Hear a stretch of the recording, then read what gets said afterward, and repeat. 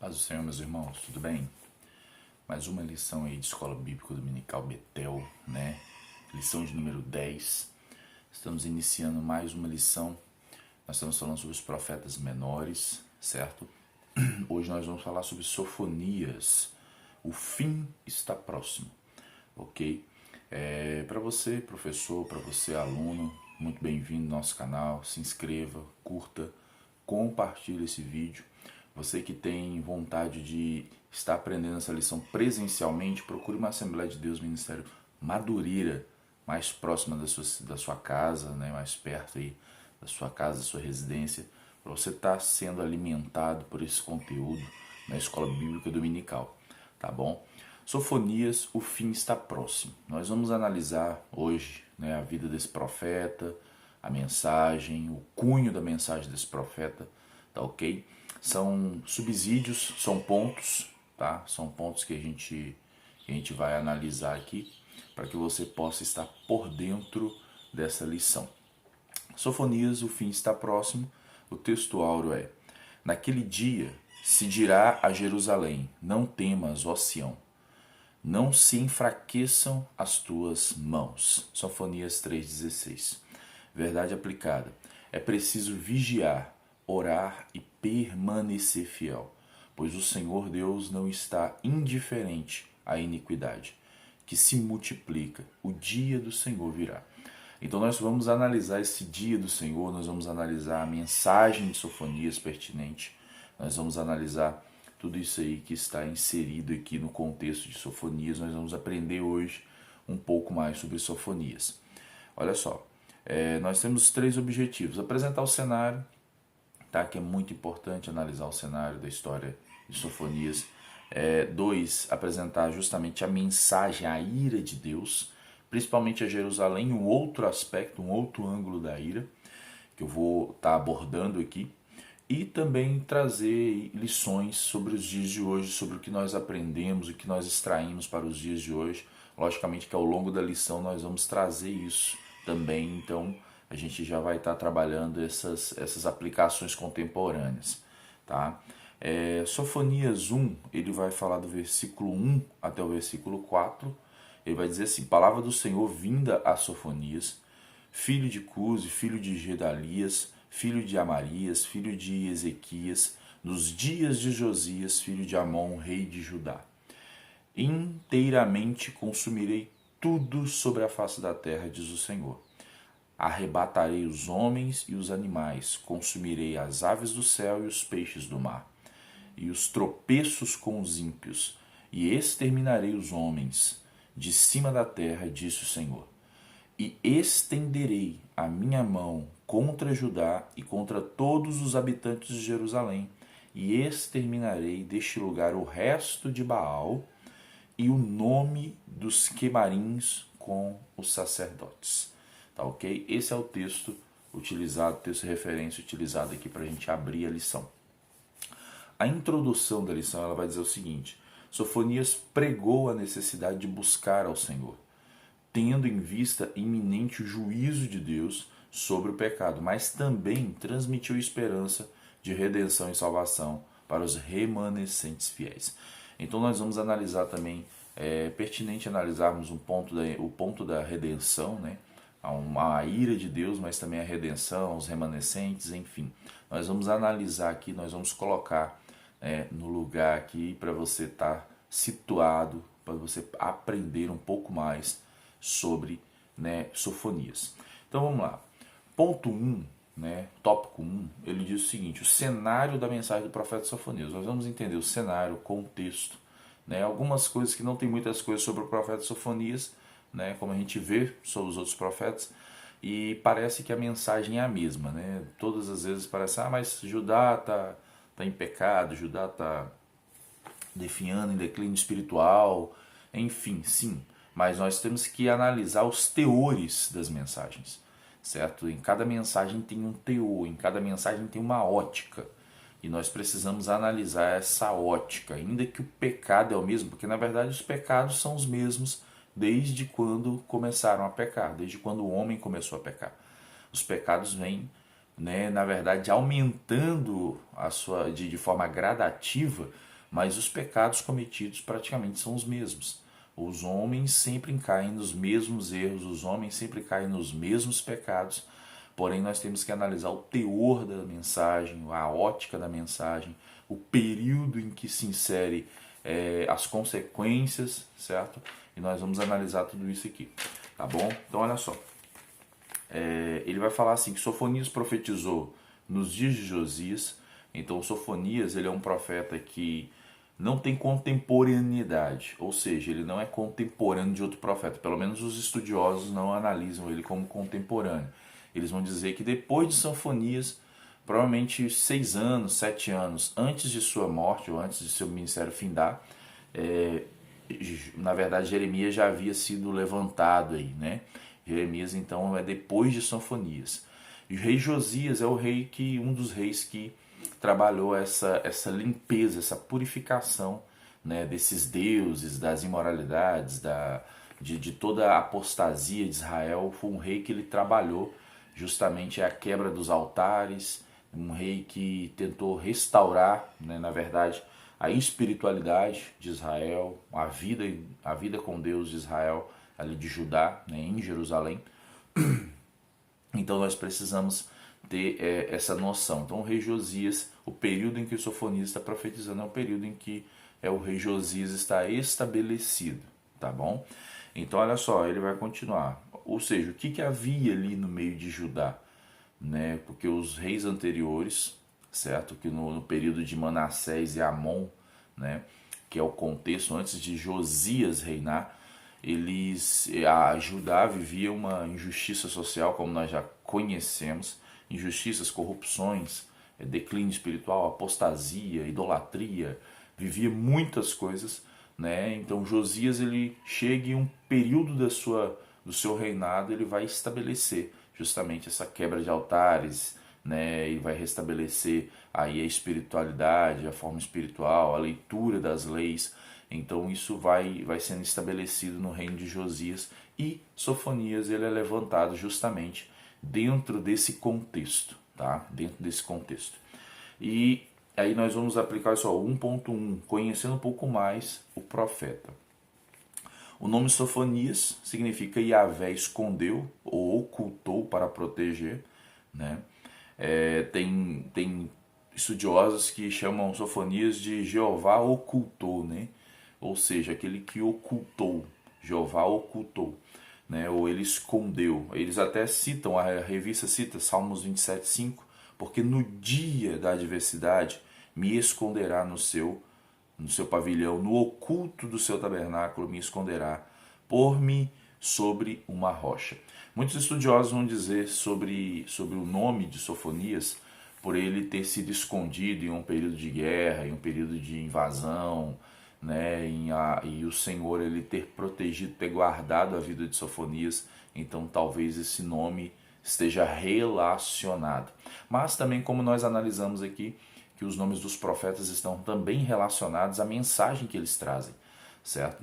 Você vai perceber em todos os profetas menores, se puxar os vídeos aí, quando você for ver os nomes, eles são relacionados à pertinência da mensagem, à importância da mensagem. Eles também carregam esse peso, né, desse nome acerca da mensagem que tem que ser anunciada.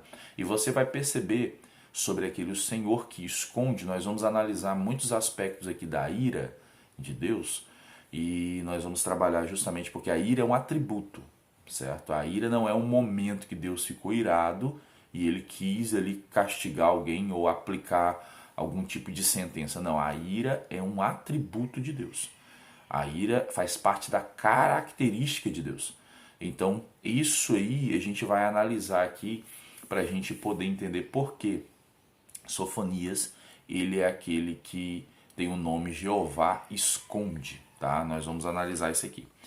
Então, olha só, 1.2, ele vai falar o seguinte, a mensagem do profeta, tá? Antes da gente entrar na mensagem do profeta, a gente precisa entender uma questão que o povo estava vivendo, ok? O povo de Israel, mais uma vez, ele cai em declínio espiritual, e os declínios espirituais que Israel sempre cai se chama idolatria. É aderir outros deuses, certo? Considerando para eles que Deus já não é mais suficiente, eles querem aderir, existe a questão chamada de prostituição espiritual. Então, assim, o sincretismo religioso, ele entrou dentro de Judá. Já havia, dentro das tribos do norte, já haviam se estabelecido, agora em Judá começou-se um sincretismo religioso. O que seria esse sincretismo? Seria essa junção de muitas religiões, de muitas diversidades, né, junto acumuladas ali, misturadas, dentro da cultura, dentro dos preceitos de Judá. Ou seja, quebrando ali os princípios de Deus. E esse sincretismo religioso, ele foi uma das piores coisas que aconteceu para Judá, porque na verdade o Senhor, ele não negocia os seus princípios, certo? Ele não tá, eles fizeram uma fusão de religião, né? Eles unificaram ali, fundiram outras religiões e começaram a fazer suas adaptações. Então o sincretismo religioso, ele é perigoso, né? Foi perigoso para Judá e é perigoso para a igreja. O que seria isso nos dias de hoje, João? Seria se amoldar aos padrões do mundo. Sempre o próprio apóstolo Paulo, ele vai dizer para não se amoldar aos padrões do mundo, né? Então isso aqui é só para a gente poder entender o contexto de Sofonias, tá bom? O secretismo religioso, ele estava afetando Judá, tá bom? O 1.2, ele vai falar da mensagem do profeta. A mensagem do livro de Sofonias é um chamado de arrependimento para o povo, mais uma vez. Vem a palavra arrependimento. Todos os profetas, quando são levantados por Deus com uma mensagem, eles trazem essa mensagem: arrependa-se.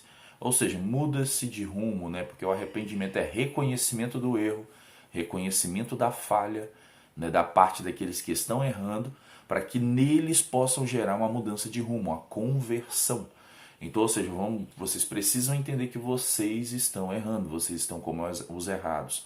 Porém, como nós analisamos aqui em outros contextos, você pode perceber que os profetas menores, mesmo eles estando ali em fileiras na Bíblia Sagrada, não quer dizer que esses períodos, né, que um é antes do outro, um é depois do outro, você pode perceber que Sofonias, ele é antes de Jeremias.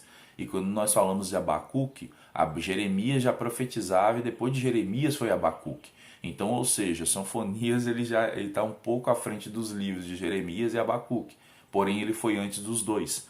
Então a gente precisa aqui analisar que esse contexto de arrependimento, ele é universal entre os profetas, certo? Ou seja, precisa se arrepender, precisa se converter, precisa mudar de rumo, né? Precisa se entender que existe um erro em vocês, precisa se entender que vocês precisam voltar aos princípios do Senhor. Então o arrependimento, ele é uma mensagem base desde o princípio do mundo, tá? Desde o princípio do mundo, arrepender é uma mensagem básica, certo? Então, ou seja, se não houver arrependimento, não tem como ter restauração de Deus. Nós precisamos analisar esses pontos, porque Sofonias, ele é um profeta bastante rico, se você for analisar os detalhes, certo? Que detalhes são esses? Arrependimento, restauração, remanescentes, ira. A gente vai pegar alguns pontos aqui e a gente vai falar desses pontos que vão enriquecer sua lição, e você que está aprendendo, né, será ministrado com esses pontos. Porque se a gente não analisar esses pontos, a gente não vai conseguir entender a finalidade do profeta. Então, primeiro a gente precisa entender sobre esse arrependimento. Antes, mas já são falados entre outros profetas. Sim, são falados, mas o arrependimento, para a gente poder ter noção, é a mensagem cerne de Deus. Deus não erra. Deus é perfeito. Deus é justo, Deus é santo. Isso é um atributo imutável. Lembrem, teve vídeos anteriores que eu falei sobre atributos imutáveis. A gente precisa entender que os profetas anunciavam. Profetas no Antigo Testamento, primeiro, eram amigos de Deus, certo? Além de ser escolhidos, eram considerados amigos de Deus. Segundo, por serem amigos de Deus, eles conheciam, eles acabavam tendo contato com o próprio Deus, e eles conheciam o seu atributo manifestado. E eles sabiam o que aquilo ali que o Senhor estava pedindo era justamente o que o Senhor estava sentindo no momento, a forma como o Senhor agiria no momento.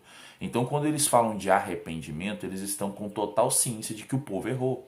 Por mais que eles sejam a sua nação, por mais que seja o seu povo, eles sabiam que eles precisavam se arrepender. Por quê? Porque a ira do Senhor se aplicaria.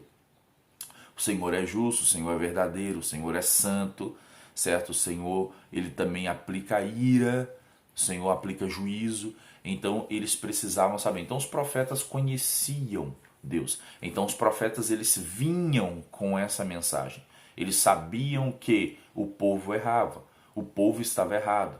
Quando Deus resolvia falar, ele enviava um profeta para que ele soubesse, opa, veio um profeta. Então, ou seja, nós estamos errados. Sempre quando se levantava um profeta, então eles sabiam que o povo estava errado. Porque eles precisavam mudar a prática, mudar justamente a forma como eles estavam vivendo, mudar o sistema entre si, né? Voltar-se aos princípios de Deus. E na maioria das vezes, como acontece com o Judá, dentro desse contexto que nós já analisamos, na maioria das vezes não voltavam. Mas nós também precisamos destacar uma palavrinha chamada remanescentes. Nós vamos falar um pouco mais adiante sobre os remanescentes, tá bom? Mas a mensagem do profeta era essa, o cerne da mensagem era arrependimento. Tem mais um ponto aqui que ele vai destacar na revista. Eles estavam distantes do Senhor, mais uma vez, distantes da presença, distantes dos princípios, distante dos preceitos, distante da lei, transgredindo. Esse distante fala de transgressão, certo? Ultrapassaram justamente aí a medida, ultrapassaram justamente aí de fato o limite deles, tá bom? Influenciados pelos costumes pagãos.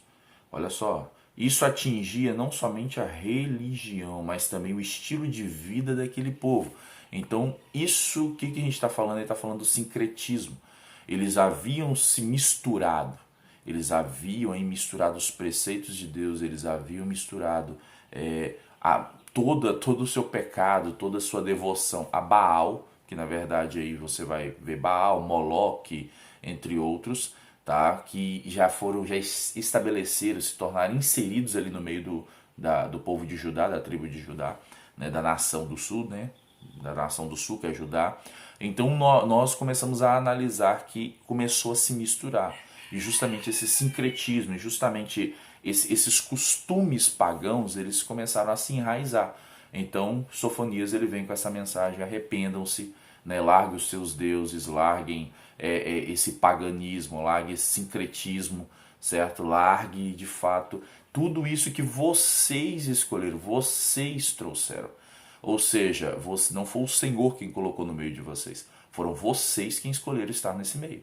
Então o arrependimento ele traz justamente esse conceito, tá?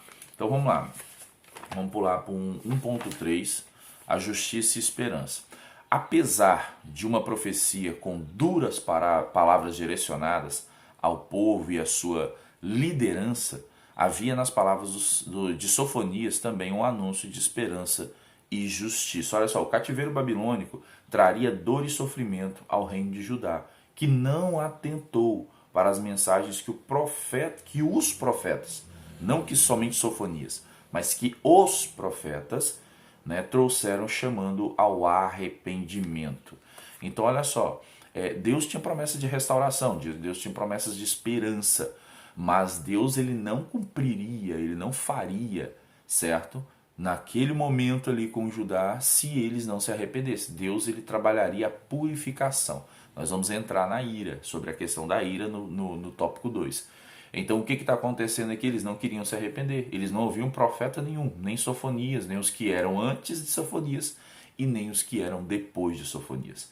Então nós analisamos que eles não estavam querendo ouvir. Então por isso a consequência, como nós conhecemos, é o cativeiro babilônico. Nós falamos um pouco sobre isso em Abacuque, certo? No vídeo anterior. Então a consequência ali seria o cativeiro babilônico, certo? O cativeiro da Babilônia, a Babilônia veio e tornou cativo Judá e destroçou Judá, né? Acabou ali praticamente, né, com o templo, com a cidade, levou, né, os povos, né, levou a tribo, levou as pessoas, né, pelo menos uma boa parte delas, né, cativos para a Babilônia, e deixou ali as pessoas em ruínas, certo?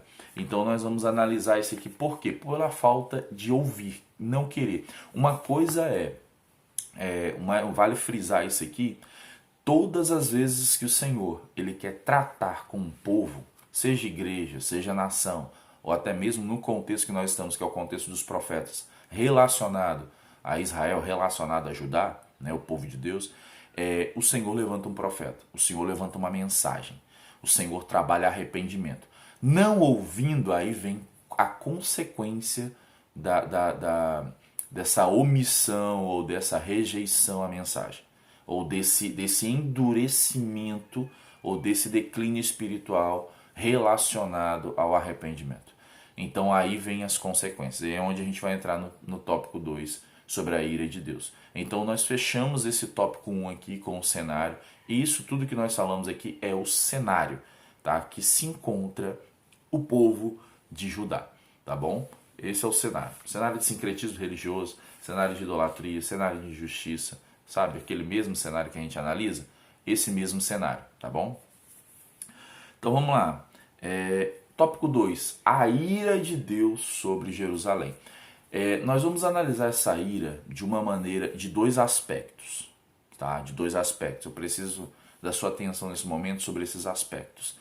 Dois aspectos. Quais aspectos são esses? O aspecto histórico, período este que nós estamos estudando, Sofonias, profetas, e o aspecto da plenitude, porque a ira de Deus, nós vamos entender isso aqui, né? Vou tentar explicar de uma maneira bem mais simples, tá? Para a gente poder entender melhor, para ficar né, uma coisa interessante de se aplicar aí, de ser ministrado. O aspecto da ira da plenitude, ou seja, quando o Senhor aplicará a sua ira em toda a sua plenitude. Nós vamos analisar isso aqui, por quê? Porque a ira de Deus, às vezes tem pessoas que pensam que a ira de Deus ela só será aplicada no fim dos tempos, certo? Não, o Senhor vai derramar ira, tá falando do dia do Senhor, então é algo lá na frente, ou é somente ali naquele julgamento de Judá. Não, a gente precisa entender as parcialidades, porque se a gente for analisar Apocalipse, até a ira de Deus em Apocalipse teve suas parcialidades, tá? Nós vamos entrar nisso aqui, nós vamos entender isso aqui, vamos por tópico aqui para a gente poder entender melhor. Olha só, quando aconteceu o julgamento de Jerusalém, ele falando aqui sobre a ira, né, no tópico 2, a introduçãozinha aqui, quando aconteceu o julgamento de Jerusalém, sua população foi levada para a Babilônia. No entanto, a mensagem registrada em Sofonias, do 3, do 18 ao 20, faz referência a um grupo de pessoas dispersas e aflitas, os remanescentes a quem Deus traria de volta da Babilônia para Jerusalém depois do exílio de 70 anos. Né? Essa volta dos judeus a Judá em cumprimento à profecia de Sofonias é uma prefiguração da redenção final da terra. Então aqui ele vai trabalhar justamente uma ira aplicada, o povo já vai estar no cativeiro babilônico. Lá a gente analisa remanescentes como Daniel, Sadraque, Mesaque, Abednego, né, e provavelmente outros, né, Ezequiel profetizando dentro do cativeiro babilônico. Então nós vamos ver também outros tipos de pessoas também que não são nomenclaturadas, mas elas também são remanescentes e elas retornarão de fato a Jerusalém. Estamos falando de um período histórico, certo? Nós vamos entrar aqui, eu preciso trabalhar isso aqui para a gente poder entender melhor, porque a Bíblia ela é um todo, ela trabalha um todo, ela trabalha um período, mas ao mesmo tempo isso mostra, esse período nos ensina, nos remete a algo que o Senhor também trabalhará no futuro. A gente precisa entender isso aqui. Tudo que está escrito na Bíblia Sagrada não é algo que aconteceu, é somente um livro histórico que ficou no passado. Não, porque Deus é eterno, seus atributos são eternos e são imutáveis. Então Deus ele não muda.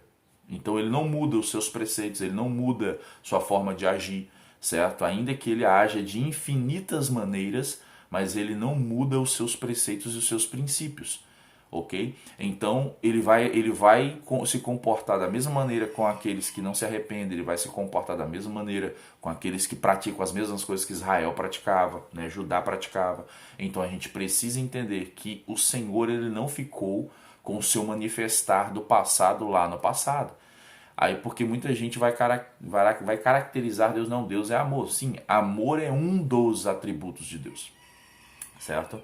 Amor é uma das características de Deus, certo? Deus tem inúmeras características, né? Pelo menos catalogadas pela teologia, tá? Então, assim, não tem como definir Deus, mas pela Bíblia Sagrada que nós analisamos sobre Deus, nós temos esse pequeno entendimento para podermos entender que o Senhor, de que forma o Senhor está manifestando, tá? De que forma o Senhor está se movimentando aqui para poder agir em meio ao seu povo.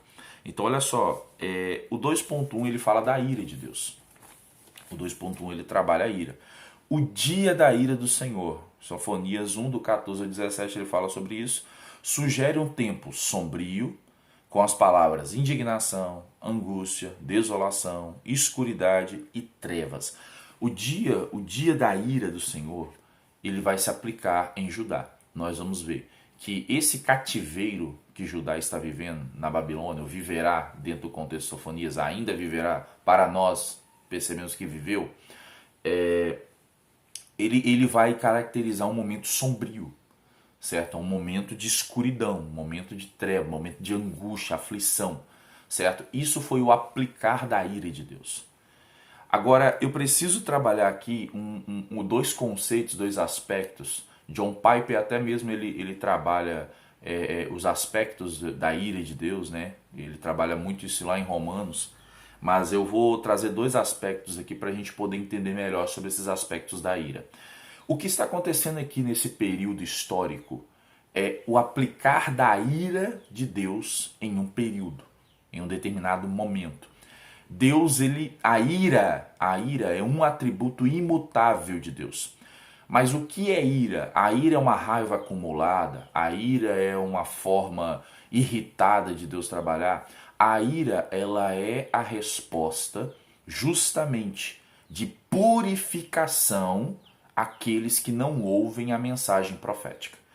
Isso é ira, tá? Isso é ira. A ira ela vai se aplicar independente dos períodos históricos, dos contextos históricos, dos períodos da humanidade, a ira de Deus se aplicará, certo? Por quê? Porque é a forma de purificação. Deus purificará. Ou seja, eu estou pregando, eu estou mandando mensagem, eu estou avisando, não querem ouvir? Agora é hora de purificar. Eu vou limpar, eu vou trabalhar, a minha ira descerá. É a ira de Deus que desce, não é a santidade de Deus que desce.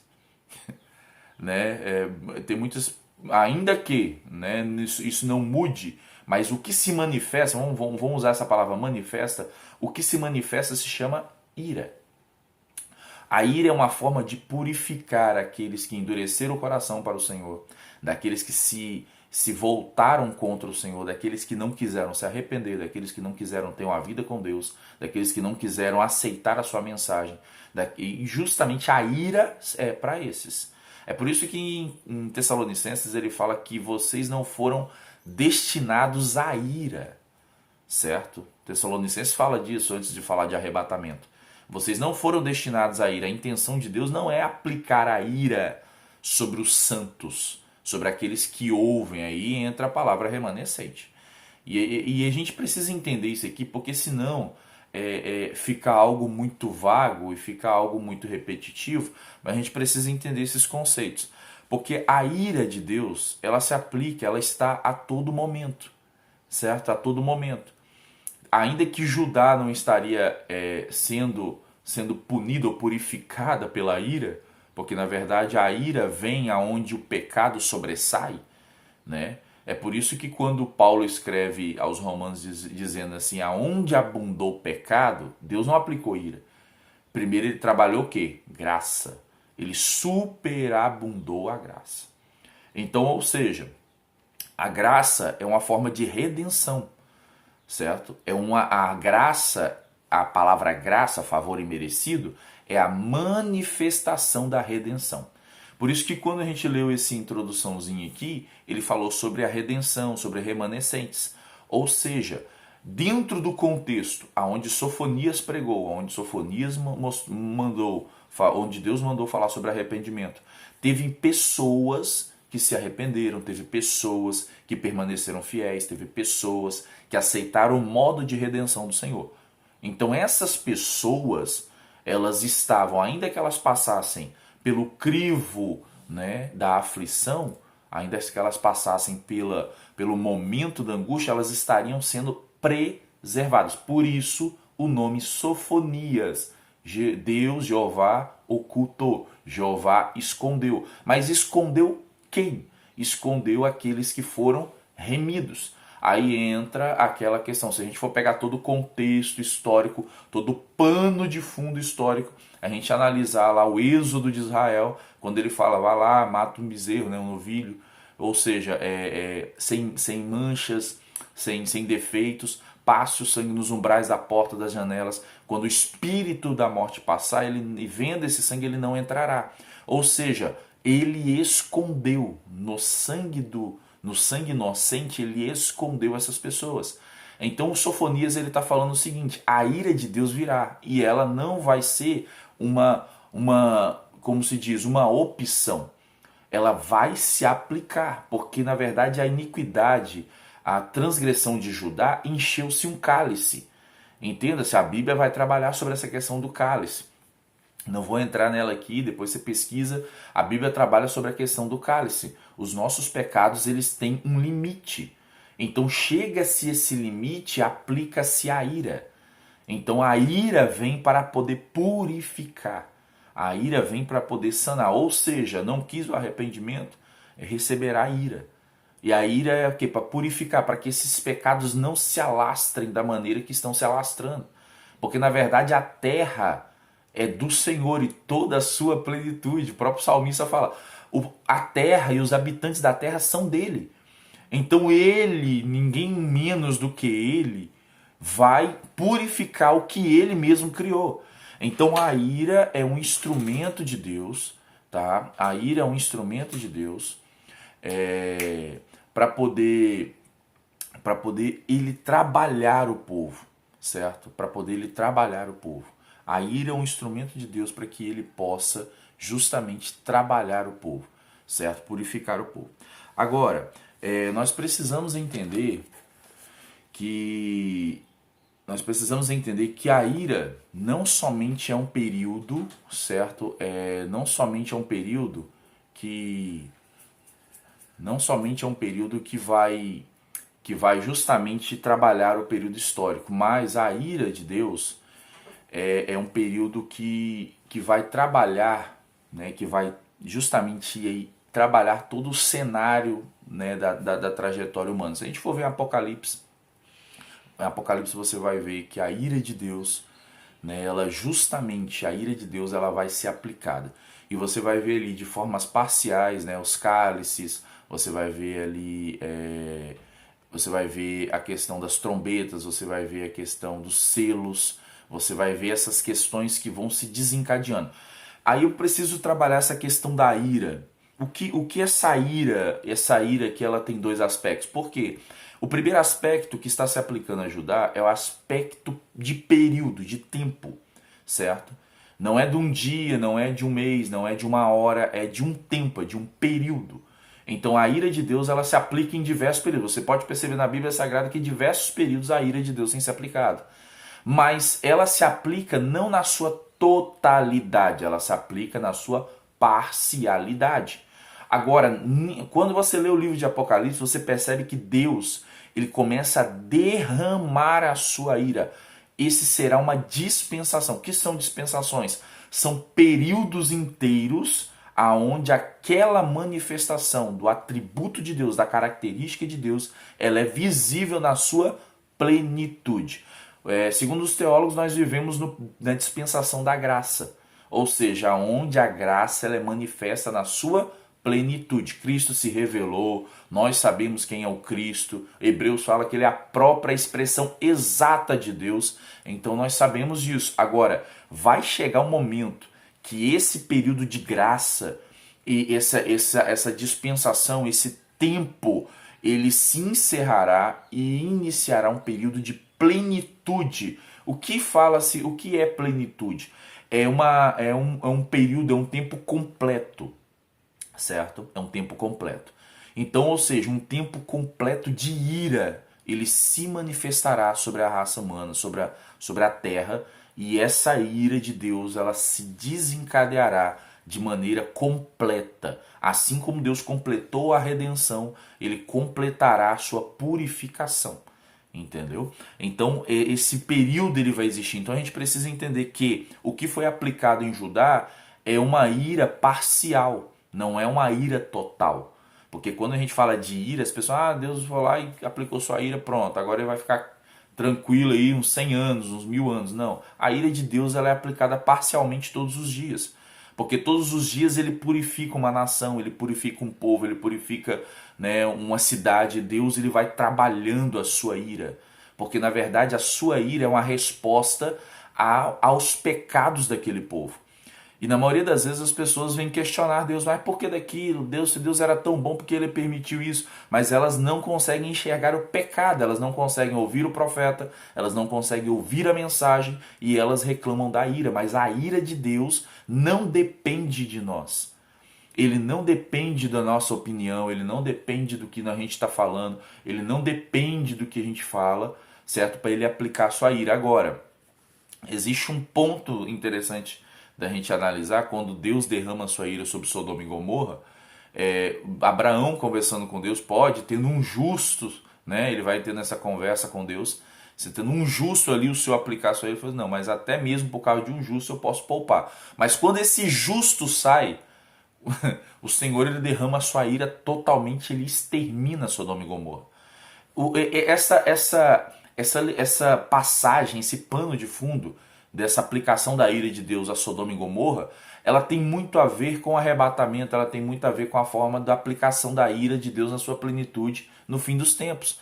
Você vê uma manifestação parcial de Deus, porque isso é parcial, ainda que consumiu uma nação, a cidade inteira, é parcial, porque não englobou todo o globo terrestre, né, toda a humanidade, mas é parcial. Você analisa que quando o Senhor ele trazer os seus remanescentes, quando o Senhor ele juntar os que são seus justos, ele vai aplicar a sua ira. Então, por causa dos justos que estão aqui na terra, a plenitude da ira de Deus não se manifesta. Mas quando ele recolher os seus justos, aí a sua ira descerá. E aí ele vai purificar a terra, ele vai justamente dar a retribuição. Aí eu lembro da que eu falei com vocês na lição passada sobre a justiça retributiva e a justiça remunerativa. A remunerativa está relativa à expressão do amor de Deus. A retributiva, ela está relativizada à ira de Deus, à expressão da sua ira. Tá bom? Então vamos lá. Falei aqui praticamente o ponto 2 todinho, mas eu quero aplicar essa questão aqui porque o 2.2 ele fala que Sofonias é conhecido teologicamente como profeta do dia do Senhor. Ele fala aí em várias vezes, Sofonias 1:7, do 7 ao 10, 14:16, no versículo 18 do capítulo 1. Do capítulo 2, do 2 ao 3, do capítulo 3, o versículo 8. Então ele sempre está constantemente falando do dia do Senhor. Esse dia do Senhor, ele não é a aplicação parcial, ele é da aplicação total. Ou seja, o dia do Senhor fala de plenitude.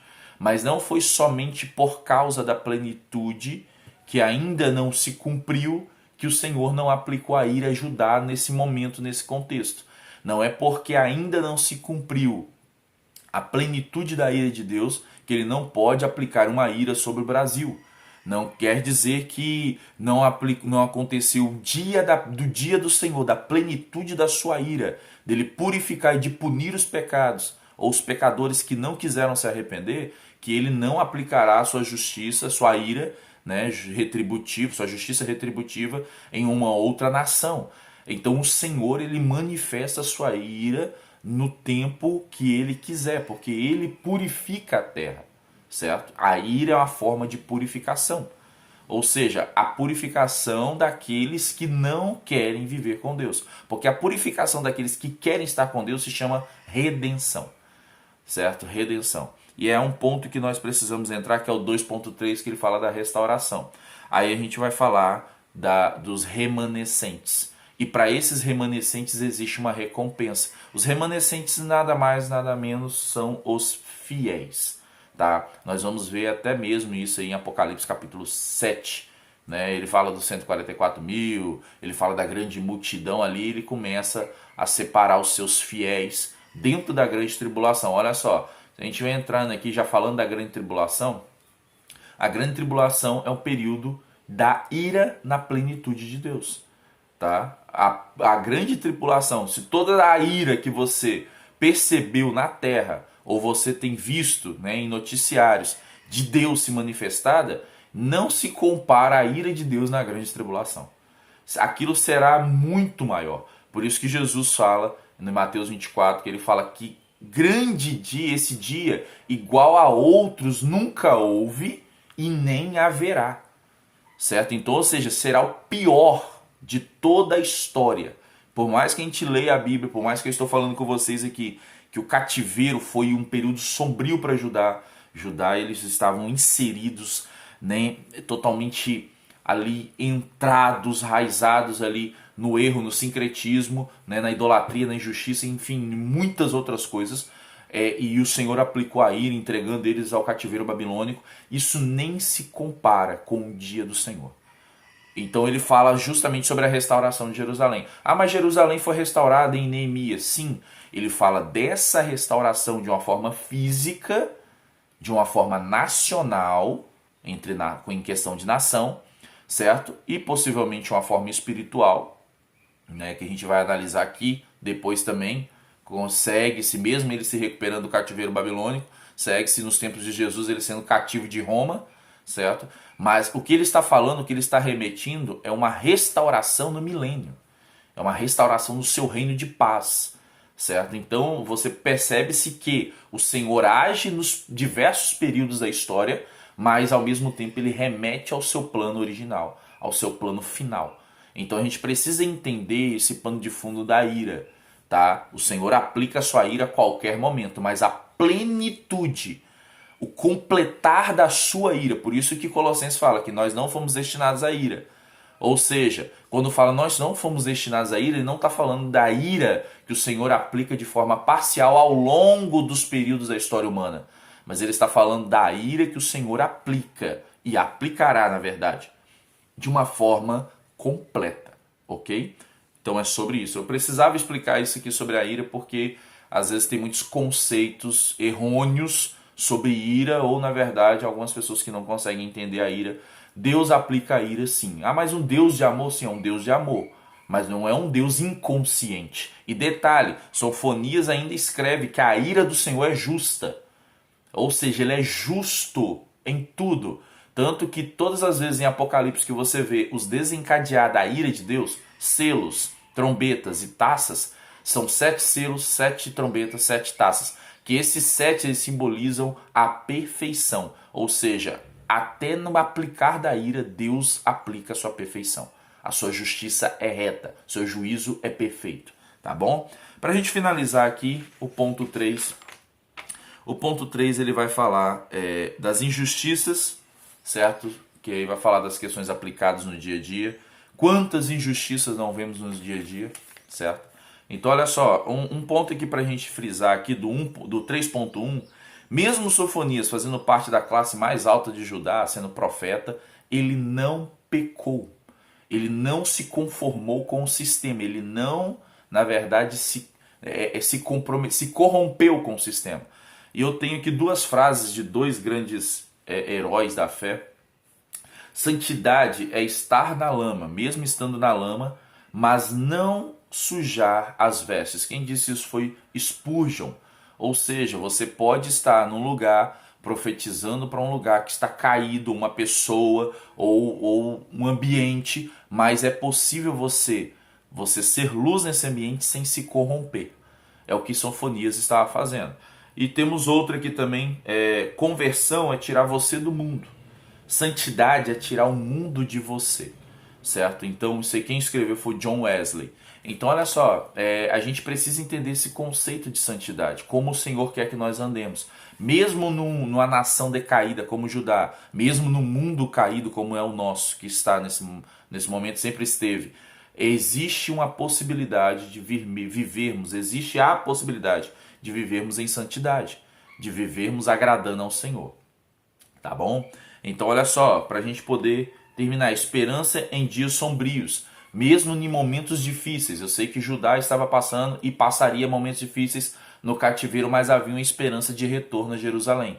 Eu sei que nós, aplicando para os dias de hoje, estamos passando momentos complicados, mas há esperança da volta de Cristo, tá ok? E Ele retribuirá a cada um de nós, tá ok? E o 3.3 é confiança nas promessas. E ele fala assim, o profeta Sofonias pretendia incentivar os seguidores fiéis do Senhor, assegurando-lhes que Deus conservaria um remanescente. Ou seja, Deus conservaria os remanescentes, Deus conservaria aqueles que são fiéis e Ele vai conservar até que o dia do Senhor se manifeste, até o seu arrebatamento, certo? Até quando Ele vem buscar os seus justos, santos e fiéis. Meus irmãos, que Deus abençoe sua vida, Deus abençoe sua aula, Deus abençoe sua família.